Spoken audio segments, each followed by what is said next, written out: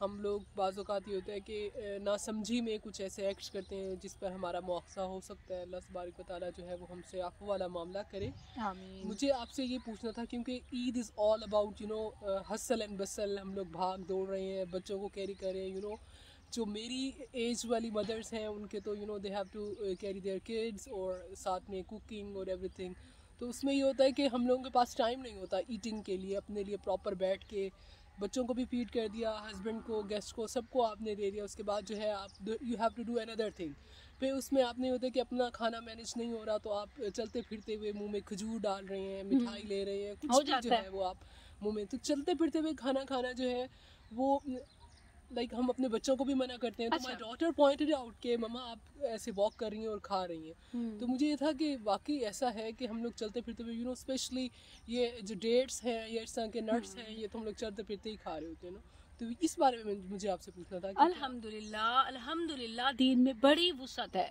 اس حوالے سے جو لوگ بہت سختی کرتے ہیں مطالعے کی کمی کا شکار ہیں.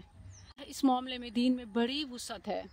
ذخیرہ احادیث میں ہمیں 2 طرح کی احادیث ملتی ہیں.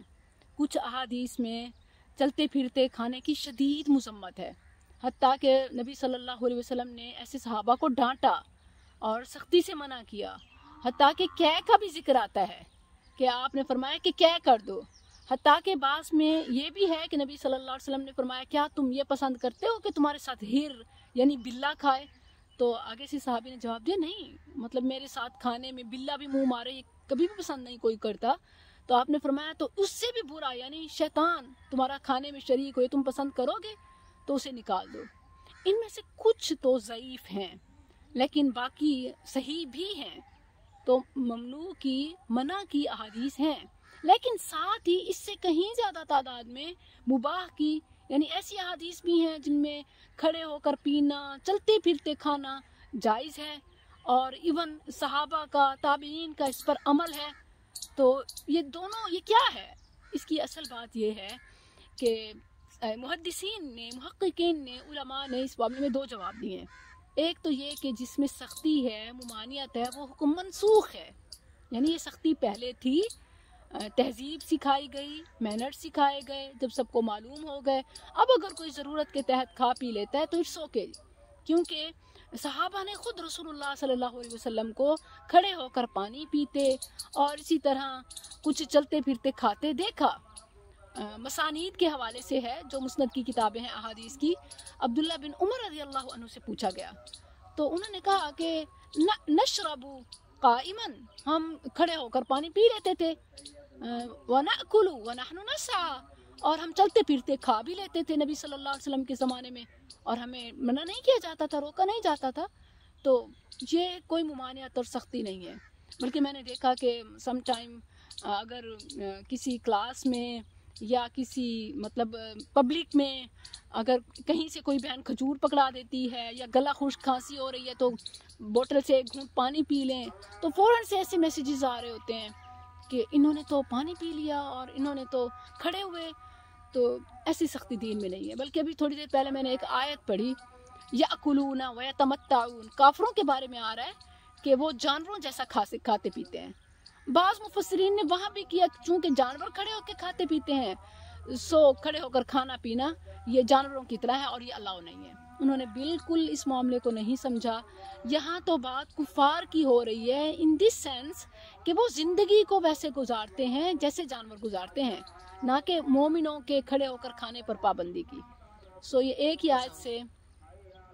اچھا ہاں, یہ بھی بہت اہم بات میں بتانا چاہتی ہوں کہ اگر کوئی اہم بات کی جا رہی ہو اور پیچھے سے بعد کی, جیسے ایک ہماری اذان ہو گئی اور ہم نے نماز پڑھ لی, اس کے بعد جیسے ادھر مطلب ٹائم کی کوئی پابندی نہیں ہے, کچھ لیٹ اذان دے رہے ہوتے ہیں, کچھ سٹارٹ میں دے رہے ہوتے ہیں, تو اس دوران اگر کوئی اپنی بات, علمی بات خاص طور پر پوری کرنا چاہے تو احادیث میں ہمیں اس کا ثبوت ملتا ہے. یہ بالکل جائز ہے اور بہت اہم بات ہے. جزاکم اللہ. تو ماشاءاللہ ایک اور اہم معاملے کی طرف رہنمائی ہو گئی مین وائل. لیکن آئی تھنک بہتر یہی ہے کہ آپ اپنی جو ہے وہ اذان کا جواب دیں. مجھے یہ لگتا ہے ایٹ لیسٹ کہ میں اچھا, چونکہ میں یہ بات جانتی ہوں کہ جب آپ ایک اذان دیکھیں, ہم سب جو اپنی قریبی اذان ہوتی ہے اس کے پابند ہیں, اور یہ بہت ہی مشکل ہے. آپ خود دیکھیں کہ آپ سب کی اذانوں کو رک رک کر اگر جواب دیں گے, رسپانس کریں گے, تو یہ بہت مشکل ہو جائے گا. اور شریعت میں جب سہولت موجود ہو سختی نہیں کی جاتی. تو اس حوالے سے الحمدللہ رخصت موجود ہے. اس پر سلف صالحین کا بھی عمل ہے کہ جب وہ ایک اذان کے ساتھ جواب دے چکے ہوں اور ایون دوران اذان اگر کوئی علمی بات ہو رہی ہو تو اسے مکمل کیا جا سکتا ہے.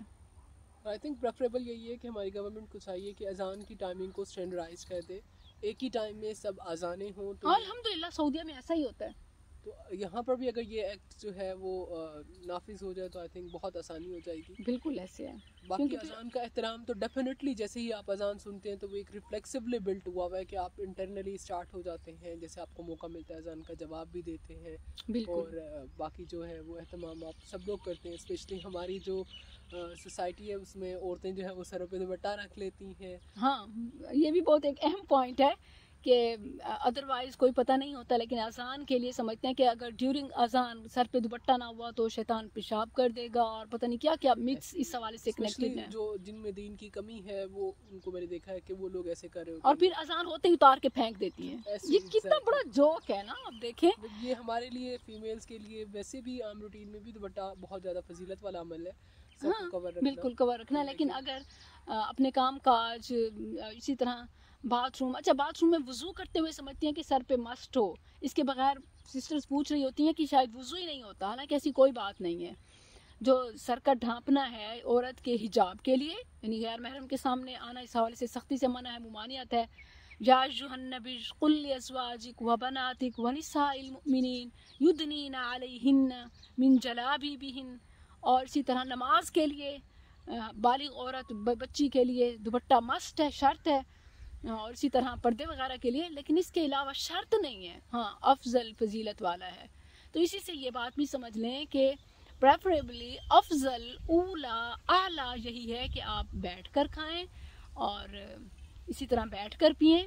لیکن اگر بوقت ضرورت یا سہولت, صرف ضرورت ہی نہیں بلکہ سہولت, چلتے پھرتے کھا پی لیا تو it's okay, fine, no problem in شریعہ کم از کم.